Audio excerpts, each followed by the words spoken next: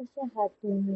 मी आहे ऐश्वर्या आणि हा आहे माझा डेलीचाच ब्लॉग. बट आज मला तुम्हाला सगळ्यांना काहीतरी वेगळं सांगायचं. म्हणजे मी गेले होते संडेला सिटीमध्ये फिरण्यासाठी. म्हणजे मी पुण्याला राहते, तर तुम्हाला जायला माहितीच आहे.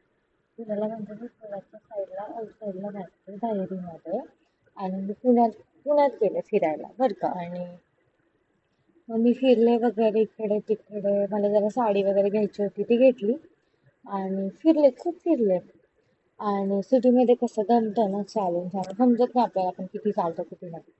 मग मी खूप दमले आणि मग मला भूक लागली म्हणून आम्ही काय केलं, माझा तिथे एक पराठावाला आहे, त्याच्यापासला पराठा मला खूप आवडतो.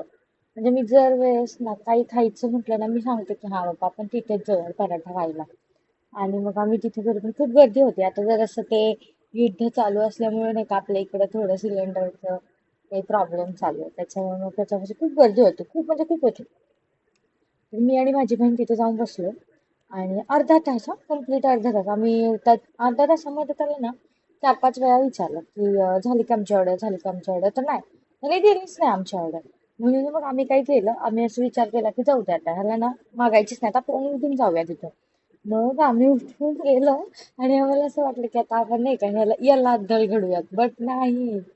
त्या दिवशी आमच्या सोबत इतकी अद्दल घडले ना की म्हणजे लिटरली आम्ही तुळशी बागेतून पत्र्या मारुतीला, त्याच्यातून आता त्यांना माहिती हे किती अंतर आहे. तिथून आम्ही चालत आलो.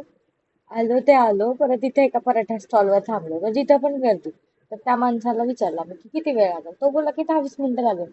मग म्हटलं की ठीक आहे. मग इथं पण आम्ही ऑर्डर कॅन्सल केली आणि परत पुढे गेलो तर बघतो तर काय अर्ध्याच्या वरती निम्मे हॉटेल तर आता बंदच होतं गॅसमुळे. आणि मग पुढे गेलो.